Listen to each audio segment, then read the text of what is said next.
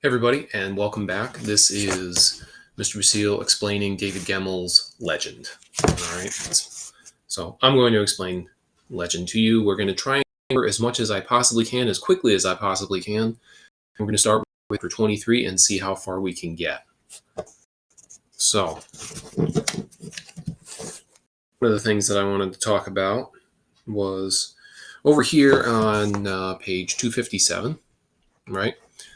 And we can see, Druss strode like a giant among the ramparts day after day, defying all advice to rest, daring his weary body to betray him, drawing on hidden reserves of strength from his warrior's soul. Right? This is something very typical of uh, heroic fantasy, right? Where you have a hero who's larger than life, right? And you see him being larger than life here, and it's supposed to be inspiring, right? And I think it's kind of hard to deny that it absolutely is inspiring, right? It has the exact effect. Now we start getting to the end of Anteheim, right? And you thought he'd make it to Valteri, didn't you? Which he does not, right? Because remember, he's like, Geddon, I will not see Geddon. He's the one who gives the insight into all of the walls' names, right? Which is pretty important. Tall Anteheim of the 30 was struck by a jab in the back. Alicus of the Legion was trapped by the rampart towers as he hurled himself at the nadir, screaming defiance, and fell beneath a score of blades. Jorak, the huge outlaw, had his brains dashed by a club, and dying, grabbed two nadir warriors and threw himself into the battlements, dragging them screaming to their deaths on the rocks below. These are all heroic endings, right? These are all everybody sacrificing the last bit of everything they had, the last ounce of strength, the last moment of their lives to try and take as many along with them as possible. And this is this epic battle scene, right? It's just, and all of these characters are given sort of a heroic send-off in a way, yeah? And then the odd couple, as I like to call them sometimes, and Bowman had taken to walking together on the battlements at night. The grim Legion general and the witty outlaw. Hogan found that Bowman's company, in Bowman's company, he could forget the loss of Alicus. He could even laugh again. For his part, Bowman felt a kinship with the Geddon, for he, too, had a serious side. Although he kept it well hidden, right? Down on the bottom of the page, we have, even if that were the case, the very fact that you remember it with such pain means that you acted out of character. You acted out of character.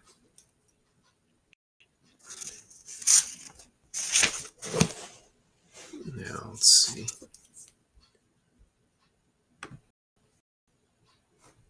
Not sure if that helps at all. Might, though. Okay. Now, then, there are limits here. Hogan wanted to clap his hand on the other's shoulder and say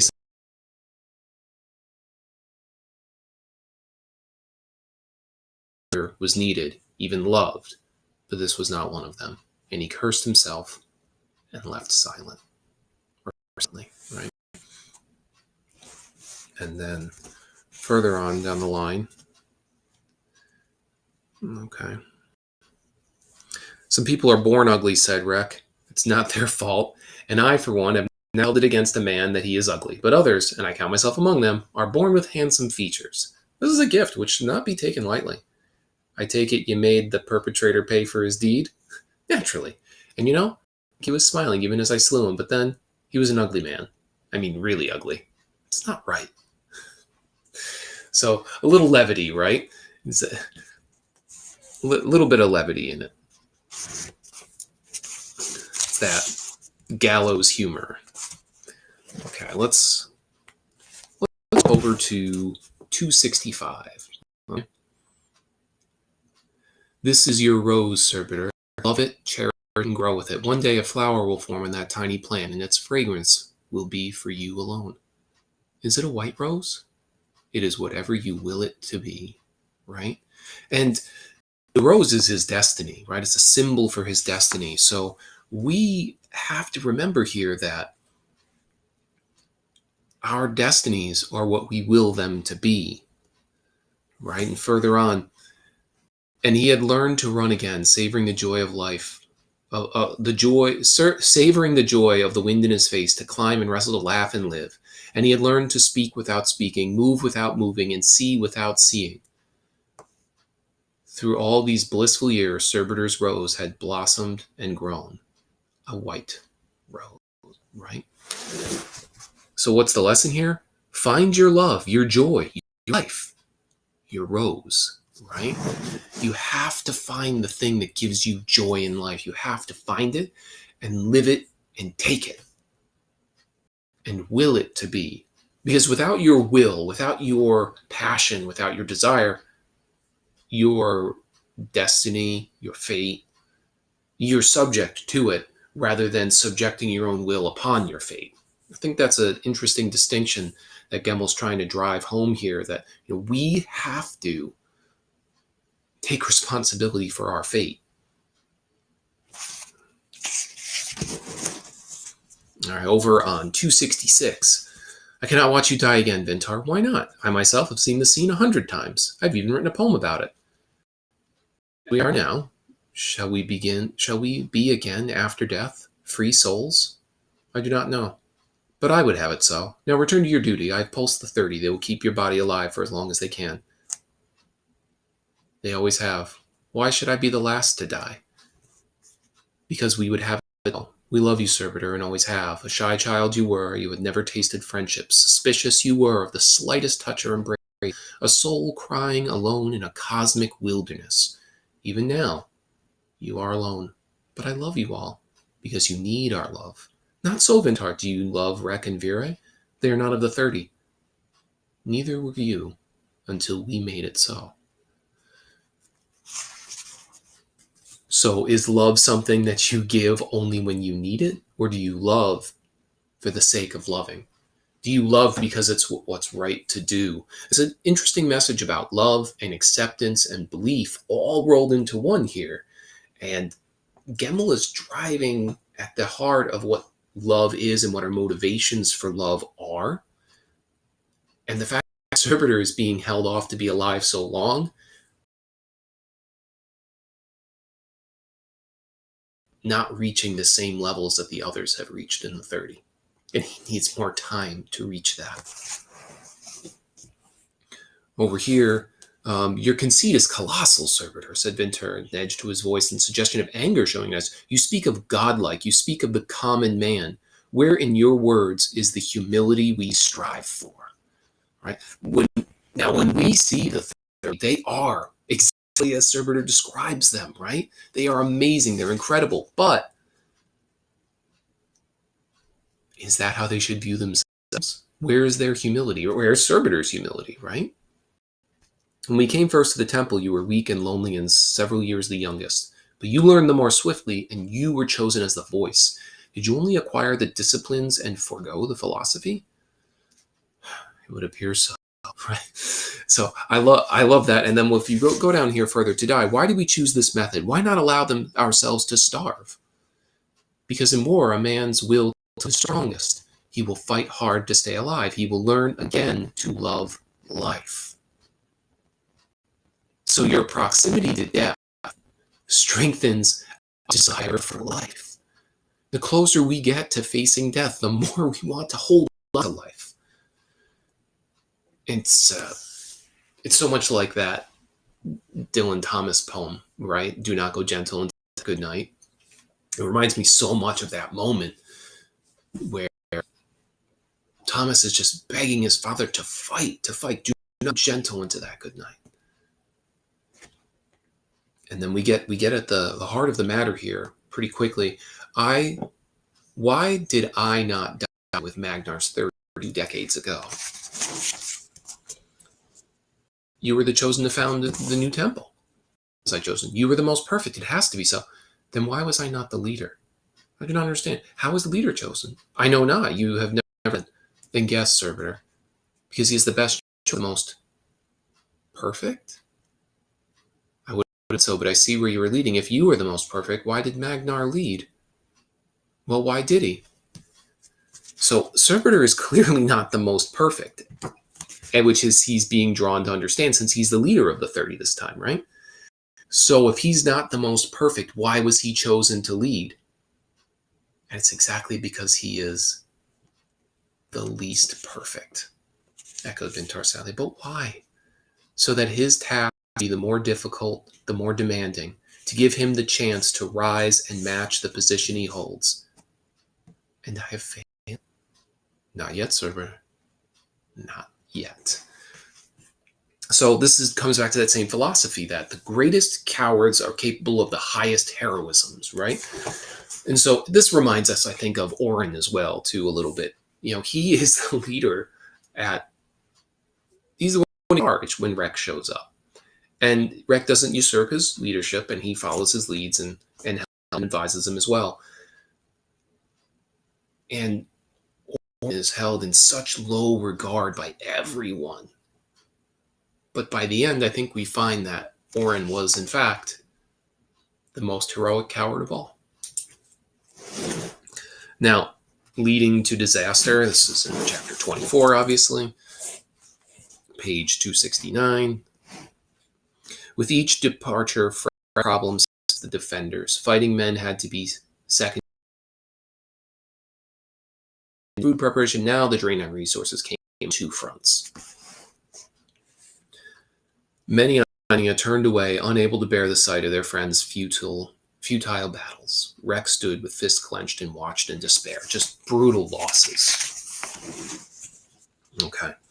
Over here on 270, beyond the fire, tribesmen burst into the hospital, slaying men in their beds and dragging others out into the sunlight where they could be seen by their comrades on the wall. They were peppered with arrows or slowly dismembered. One was even nailed. I mean, this is just horrific. These are terrorist tactics, right? These are terror tactics all in here, right? Oh, it's just awful. It's awful stuff. And they stripped them their weapons and armor, were hurled into fire gullies. I mean, so the deserters are allowed because all is lost, or so it seems. He just allows people. There's no point. All is lost. They can't win. So you may as well run. That the outcome will be the same regardless of how many men they have. 10 days in all, 10 miserable days. The Earl leaned on the balcony rail above the gates and watched the convoy start south. Look at them, Druss. Farmers, bakers, tradesmen, what right have we to ask them to die? What will it matter to them if we fail? The nadir will not kill every baker in Drennan. It will just mean a change of masters. You give up too easily. I'm a realist, and don't give me any Skelm Pass lectures. I'm not going anywhere. You might well. You've already lost. What is it with you warriors? It is understandable that you talk in cliches, but unforgivable if you think in them. Lost hope indeed. Never had any hope. This enterprise was doomed from the start, but we do what we can and what we must. Why? Why do we do what we can and what we must? And who is the we? Is the we warriors, leaders, common people? He goes on to say, a young farmer, wife and children decides to go home. Good. He shows a sense which you and I will never understand. They will sing songs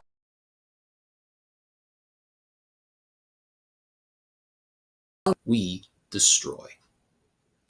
Anyway, he has played his part and fought like a man. It is criminal that he should feel the need to flee in shame. Why not give them all a chance to go home, asked Druss. Then you and I could stand on the walls and invite the nadir to come at us one at a time like sportsmen. Very cute, right? And I won't argue with you, Druss. You are a man I admire above all others, but in this I think you are wrong. Help yourself to wine. I shall be back soon. So he sees that Druss isn't going to budge on this matter, because when you think about it, what is Druss's issue here, right? Druss believes that everyone should hold his code, and that's why, right? This is why, because it's all about morals, what we believe in as being right and wrong. And so we do what we can and we must because morally we're obligated to. And if we sacrifice our morals, what are we? What have we become? When you sacrifice that which is right and to that which is false and evil, we're left with nothing It's a slow death, especially when it comes to our morality. Those who died, those who are still going to die, but the Earl says, all right, he says that we can leave with our heads held high, proud. Is that what he says? Yes. Well, my head wouldn't be high. I don't understand. You don't. You've said all along that we can't hold this fortress. Now we have a chance to leave. Why can't you just accept it and come with us? Because I'm a fool. Give my love to everyone back there. You know I won't go unless you come too. No, don't you start being a fool, Bragg. You've got everything to live for. Just picture little Legan toddling toward all the story. No, I don't know why you're staying, but I shall stay too.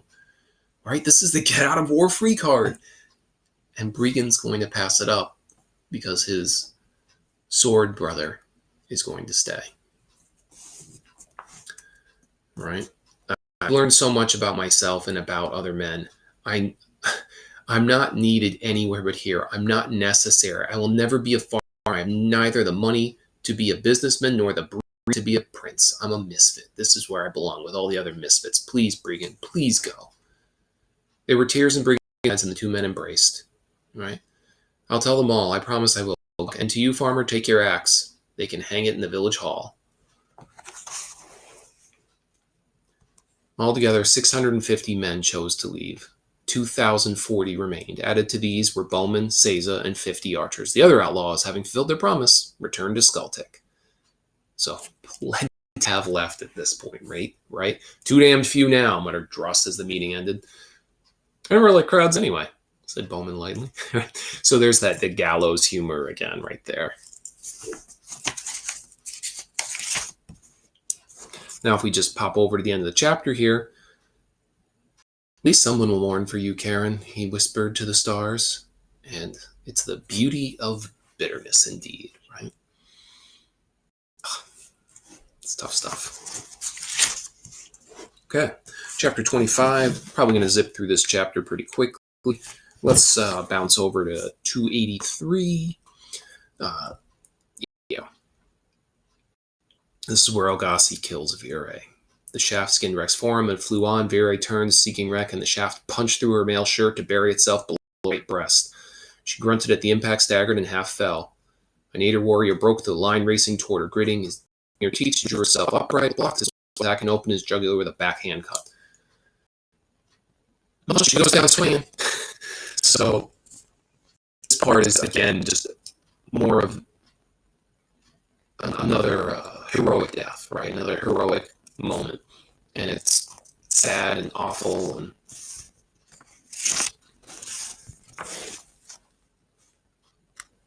adds some gravitas to the moment, if you will.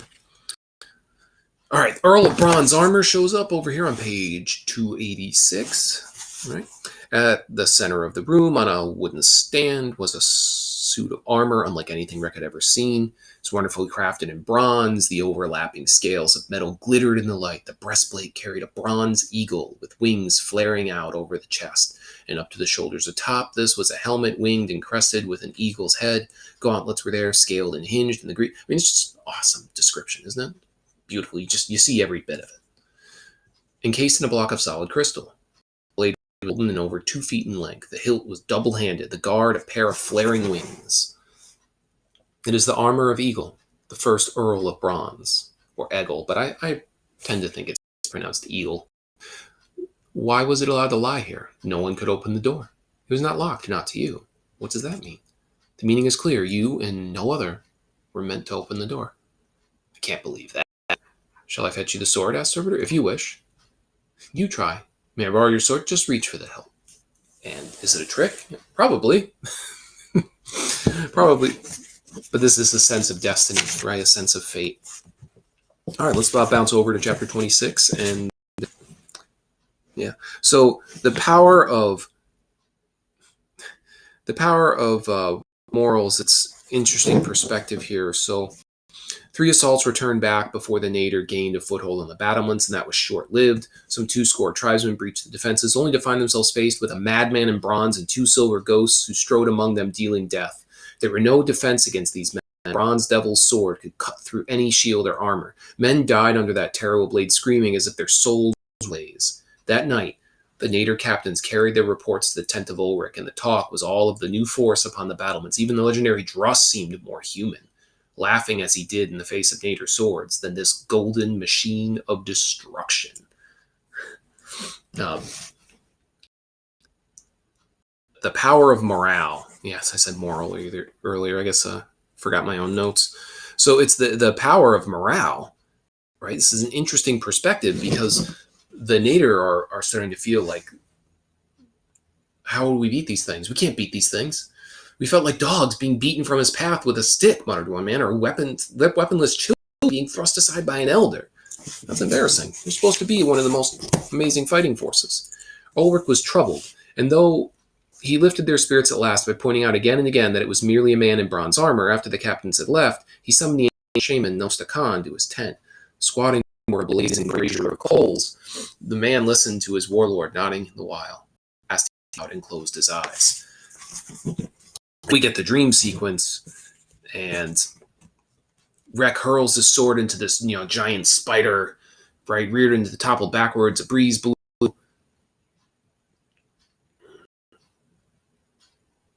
And, this is cute little banter again here. It says he finally sees her again, dreams. I'm awake. I saw her. She came in a dream, rescued me. It's fantastic, right? And then we get the truth of what was going on there, right? We get the full truth. In the tent of Ulrich, the candles flickered. The warlord sat transfixed, staring at the headless body on the floor before him. The sight was one that would haunt him for the rest of his days. One moment, the shaman had been sitting in trance before the coals. The next, a red line had been drawn across his neck, and his head had toppled into the fire. So, Rek defeated, with Vera's help, in the dream sort of other world. He defeats Nosta Khan and essentially beheads him. And he glanced up at the towering walls of Kana. "You will fall," he shouted. His voice echoed the valley. "I shall bring you down." So he's both unnerved and resolved. He is determined to break these walls down and make the dross fall. All right. To Ulrich's champion, right? Here it is. Below the walls, among the Nader, was a giant called Gousha, Ulrich's champion for 10 years. He had been sent forward with the first wave, and with him as a personal bodyguard, 20 Wolf's Head tribesmen, also. Their duty was to protect him until he could meet and kill Deathwalker. Strapped to his back was a 3-foot sword, the blade 6 inches wide. By his side were 2 daggers, and she's an inch over 6 feet. Gousha was the tallest warrior in the Nader ranks and the most deadly, a veteran of 300 hand-to-hand contests. That is terrifying. He's a Druss from the other side. He's in his prime, whereas Druss is far past his prime. And the clash is fantastic.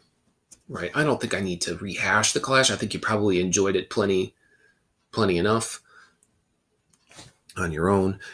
There's a rationale for the fight here. All men must die. And this moment for me is as close to paradise as I could wish for. All my life you have been there before me, making my deeds seem shadows. Druss nodded solemnly. I too have thought of you. So this is... both are resigned to die here. Gousha doesn't believe he's ever going to make it all the way back. He's closed off. Gousha was younger, and Druss had been cut deeply. Blood welled down his back, pooling above the thick leather belt around it. You cannot hold against me. And then Druss wins. And he wins, really, because Gousha is overly confident in his superior strength, his youth, and his stamina. He believes that Walker is losing. He knows he can overpower him eventually. And he thinks he has the advantage. And it's at that moment that trust just results to a brutality and a desperation that Gousha was unable to deal with, and then panics when he suddenly feels defenseless and helpless. So you can tell that Gousha loses because he's never lost before or been close to losing. All right, 27. the truth about Seiza comes out here, right? Love, was it love? She had no way of knowing, no terms of reference to gauge her feelings, right? Her parents had died horribly when she was 7. I mean, and it is awful. This is terrible, terrible, terrible thing. Now you start to sort of understand why Seiza is the way she is.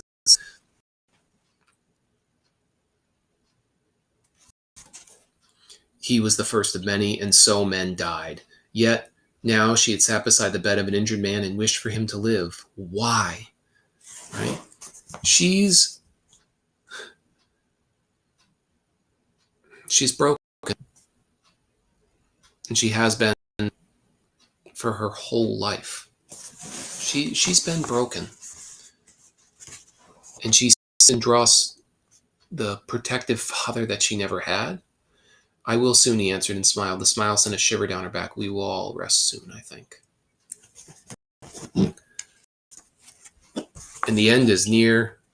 I wanted to say, well, just that I have been proud to serve under you. That's all, sir. Thank you, Glad, but I am the one who should be proud. Good night. Further on, thank you, said Glad. For what? For understanding. I believe he is a great man, greater than Dross, perhaps, for he has neither Dross's courage nor Hogan's skill, yet he is still here, still trying. He'll not last long. None of us will. No, but he won't see the last day. He's too tired. Up here, he's too tired. I think you're wrong. No, you don't. That's why you spoke to him as you did. You sensed it too. So, sharing these thoughts with Oren, everybody can feel it. They can feel the end looming. They can feel it weighing them down. They know that the end is so close. They know that many of them aren't going to make it much longer. Desperation is in the air. And this is a twisted conversation with death, right? No, why do you hate me? Why? Because you conquer fear and because your life mocks me. It is not enough that you die. All men die, peasants and kings, all are mine in the end. But you, Druss, you are special. Were you to die as you desire, you would mock me still. So for you, I have devised this exquisite torture, right? So he's going to die from gangrene. He's going to rot from the inside out. His mind is going to lose him. He's going to lose his mind. He's going to experience all of the things that he has been terrified to experience. And he's going to die without being able to die fighting. And then mercy is just awful. I will move everyone regardless if they die during the evacuation. It will still be better than knifing them in their beds. So Mender refuses to just euthanize people. All right? Oh. And if he survived, what would he do? Where would he go? Back to the farm and a dull wife? Grow old somewhere, toothless and senile, telling endlessly boring stories of his youth and courage? Great God, said Togi suddenly. Just look at that. And Galad turns and there's Dross. Right? Listen to me, damn you. You are the legend of dying out there. Last time, Dross, please. You mustn't give up like an ordinary man. You are us. You can do it. Stop them. You must stop them. My mother's out there. She's broken. It's this sad, demented determination, and Dross can feel it, and he knows it, and he does it. It's a truly wonderful send-off for him. Warriors raced for the and security of Wall 5, giving no thought to the rear guard at the broken gate. Galad did not blame them, and strangely, had no wish to be with them.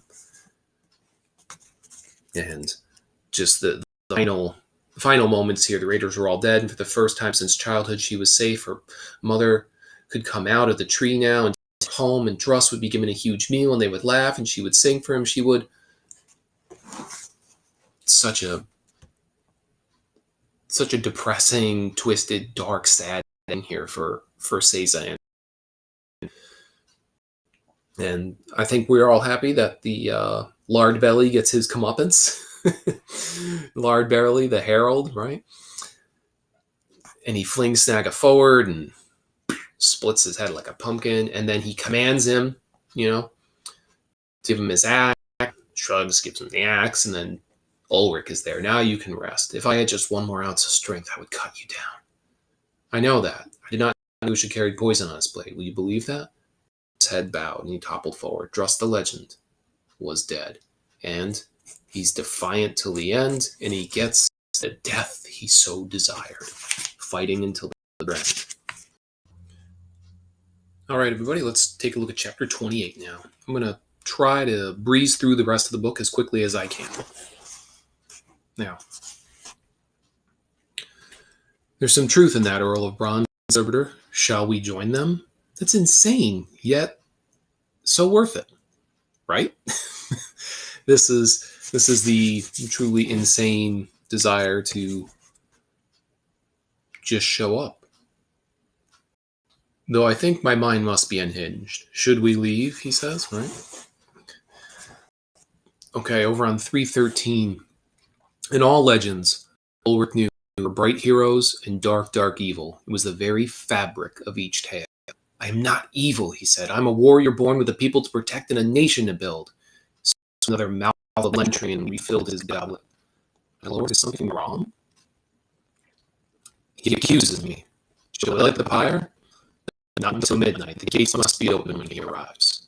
You do him great honor, lord. Why then does he accuse you?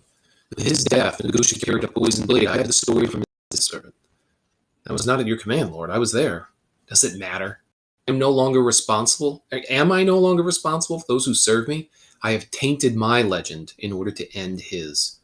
Dark, dark deed, Ulrich Wolf. He's so melancholy about it because he realizes that Deathwalker trusts, right? The legend. He, by being defeated by Gousha's poison, has tainted him, made him the evil side. And there are aspects of the Nader that seem evil and seem pretty terrifying, legitimately evil. But the same token, the same aspects of Ulrich sort of shine through, not all the time, as being evil. It's, as he says, he's a warrior born. He's trying to build a nation. He's not evil. You said it yourself, my lord, such as he come once in 20 lifetimes. You would expect him to die in his bed? No, I had thought to let his name die. Soon I will control the mightiest empire known to men. History will be as I write it. He's calculating. He's like such a calculating man, right? And he's not an evil beast, but he's calculating, right? Names you invented yourself, my lord, I think. True. But then a leader must know all the weapons of war.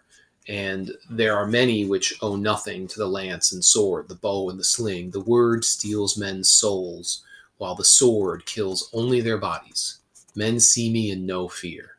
It is a potent device. And that's true. That's something that's sort of come up time and time again throughout the text, is that your name, your reputation can precede you, and in so doing, win battles for you. Just by the nature of people knowing who and what you're about and what you've done for, it makes them realize that you're not worth messing with. Pour wine for our guests. The time to kill them will come after the feast. Be prepared. And it truly is madness, right? Now, there's some great moments in all of this. In particular, when we look over here, it's an odd turn. Fitting, said Ulrich, that such a man should know great love. I am sorry he is gone.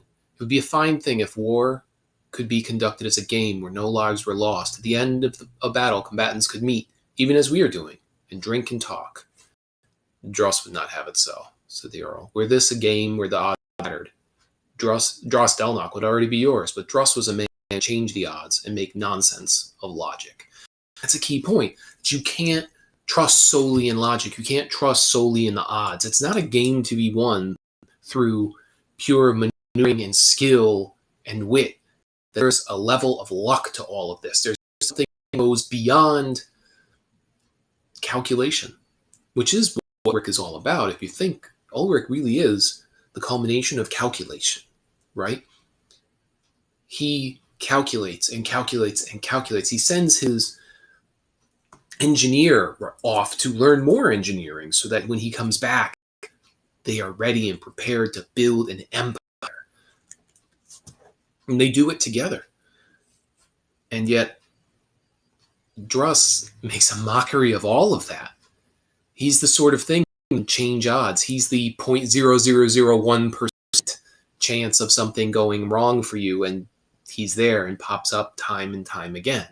He's the 20 D20 die roll that you need to save your life, and oops, 20. So I have never lost a battle. Nor yet have I. You intrigue me. You appear from nowhere, with no past, married to the dying earl's daughter. No one has ever heard of you, and no man can tell me of your deeds, yet men die for you as they would for a beloved king. Who are you? I'm the Earl of Bronze. No, that I will not accept. Then what would you have me say? Very well, you are Earl of Bronze. It matters not. Tomorrow you will return to your grave, and you and all those who follow you. You begin this battle with 10,000 men. You now boast perhaps 700.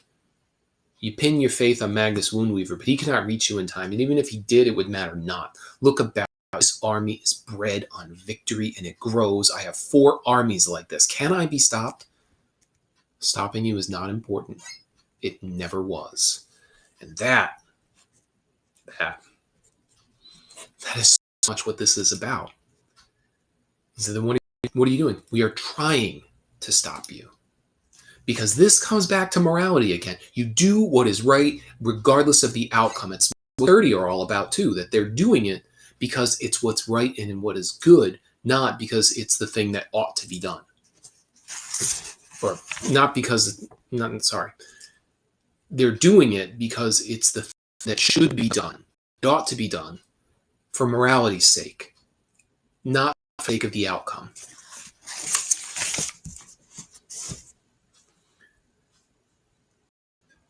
And then now we're just going to get rid of Earl, but it saddens me that so many men must die when it is futile to resist. Right? Resistance is futile.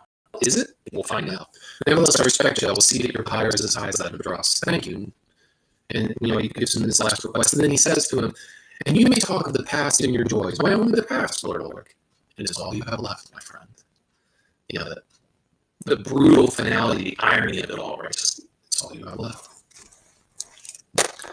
So, at midnight, the pyre, to love her was to die, right?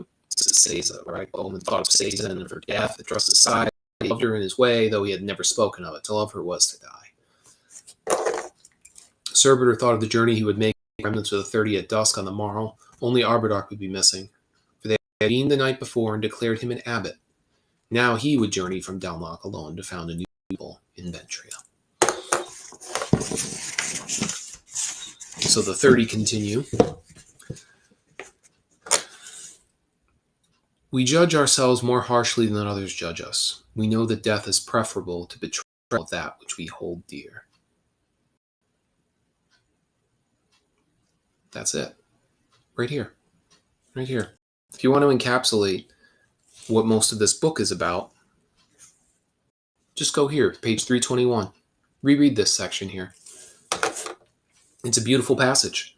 For most men, that purpose revolves around marriage and children who carry on his seed. For others, it is an ideal, a dream, if you like. Each of us here believes in the concept of honor. That is to say, that it is man's duty to do that which is right and just. That might alone is not enough.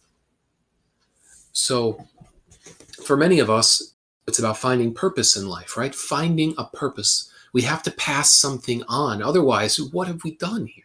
We've done nothing. We're useless. We're just users. We just used up others around us and not given anything back. Not left anything for those who come after. And so the book tells us about leaving our own legacies, our own legends, if you will. On the top of 322, fear and yet greater, for his fears are greater than yours, and yet he also will stand firm and die beside you. The door opened and Orn entered. Right. Over here on 323, stands, right? But as dusk approached, the assault on the gate strengthened. The great barrier of bronze and oak began to buckle. Surbitor led the last of the 30 to stand, as Gus had done, in the shadow of the gate porch.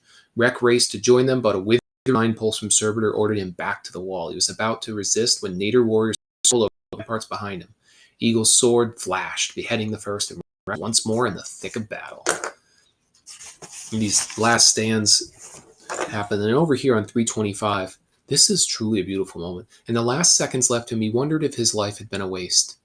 He knew it had not, for even if there was no source, there ought to have been, for the source was beautiful. So again, we come back to questioning faith, but in the end, even if it's for nothing, it should have existed because it's beautiful, it's right, it's good, So what's the harm in believing in something that is so right and good and beautiful, even if it doesn't exist? Because it should exist. Native warrior springs forward. Blood burst from his mouth, and he fell. From a great distance came a voice. Take my hand, my brother. We travel. It was Vintar. And it's just such a beautiful end for Servitor B.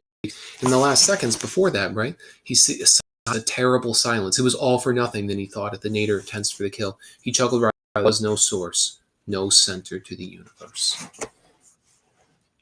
And right here is where Servitor is redeemed, right there. Because he realizes, what, it doesn't matter. And then, in the end, he finds out it is true.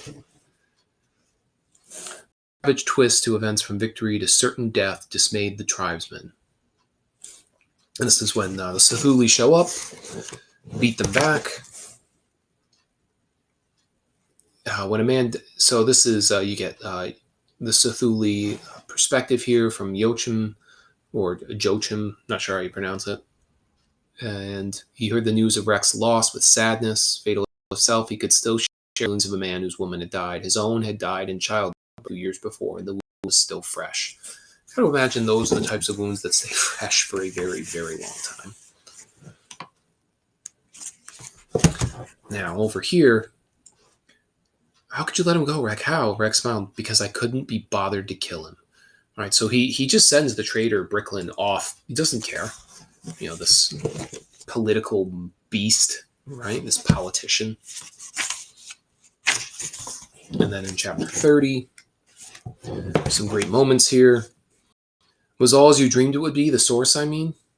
Yeah, so much more, but I cannot speak of it now. Wait for a while longer. There is another who must speak with you. This is great because we have this conversation with a 30 in, you guessed it, chapter 3. I kind of like that. I don't know if it was planned. I hope it was, though. And the Udras, I never met a better man. Of course you did, boy, hundreds, but it's nice of you to say it. However, I didn't come here to exchange compliments, right? Humility and humor, as always, from Druss. And he tells him, hold the wall. Do not retreat to the keep. And, don't lose Joachim, because if you do, you're dead. We should retire to the keep, right? No. Now, that's logically speaking, we should retire to the keep, right? That percentage chances are we should do this. But the things that break percentage chances are the long shots, and we're going to stick with the long shot, right? Now, the rights of denied to them. Therefore, before these witnesses, I give them to you. There's a scroll, so it's all laid out. He gives them a reward, which is probably going to be for nothing. And so the last bloody day began at Dros Delnock. So chapter 31, we'll just kind of whip through this. I'm sure you did. I did. Death after death after death. Not that it's enjoyable, but it's so fitting. You feel like each man loses and in losing forges his own legacy, his own legend. And another good man falls. I mean, it's just good man after good man falling to this dark day. Now it's accepting, patient, calculating. As a warrior of renown. And so we see just how brave and strong Joachim is, and beyond Eldabar, within his tent, Ulrich watched. Okay, and then we find out what's going on, and he's very calculating, and he figures, well, I'm going to give it this much time, and if it doesn't work, then it doesn't work, and I will win the second time. And then over here, Lee focused his gaze on the charging warriors. Assailed horse, Bowman, do you think it's too late to surrender?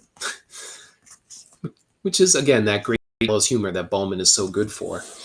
It's such a fun character to add to things. All right, didn't hate don't matter. Olgassi's like, I killed your wife. And he's like, I can't hate you. What do you want from me? What does it matter? In the end, it doesn't matter. Page 340. Rex unbuckled the breastplate and walked slowly to the tunnel mouth, coming toward him. Dross in the 30. Rex lifted a hand in greeting, but a wind when the warriors vanished into the mist and were gone. So we have the 30's farewell. We don't really say goodbye. But it opened to him as before. He goes in. Something about the source. I didn't understand it. And then we get some hope. And Vari's alive. It showed him that every man had a breaking point. He knew he was now his. He sat by the bed and lifted her cool hand, his own hand shaking with tension. Felt for a pulse, nothing. Crossing the room, he found her blanket, covered her, then went to work building a fire on the hearth. It's very reminiscent of when he saved her life before, right? Okay, Servitor brought me back. You know, it's a gift. It's an unasked for, unwished for, unbelievable gift. I wanted you to know that I shall return. I will be here, said Reck, and next time your reception will be even warmer. Tell me, why did your men retire when we were beaten? Do you believe in fate? Asked Ulrich. I do. Then let us call it a trick of fate. Or perhaps it was a cosmic jest, a joke played by the gods. I care not. You are a brave man. Your men are brave men. One. I can live with that, Earl of Bronze. A poor man would I be if I could not. But for now, farewell. I shall see you again in the spring.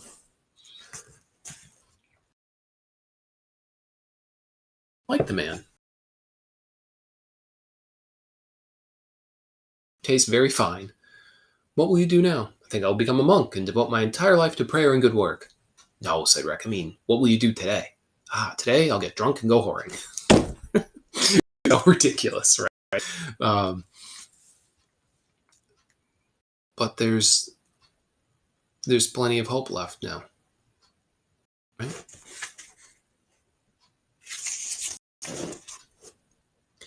And then we get it ends with sort of with a joke, right? You're gonna leave me when after 50 years, and the epilogue just sort of wraps up everything, so we know what happened with the rest of every character's life, so to speak. And I think they all have very fitting ends, so to speak. Well, that concludes Mr. Basile Explains Legend, and I hope you learned from it. I hope it helped you sort of zero in or focus on some of the more important aspects in the book. And if you enjoyed this, I would highly recommend you read some of the other books he's written, or the other books, I should say. And if you in particular want to read more about, this is in publication order right here in this Draenei saga, okay? But if you want to read more about Druss, I would recommend reading the first Chronicles of Druss the Legend and the Legend of Deathwalker in that order. And if you want to read things in publication order, you can just read straight through here, which is what I did originally with the texts, read them in publication order. It's interesting because you get to see Gemmell develop as a writer. Is he at his best in this book? No, he's not. Is this book the classic and the one for which the David Gemmell Heroic Fantasy Legend Award is named after? Absolutely, with good reason. It's great. It resonates very well. However, he's written better pieces. All right, that's it, and have a great day.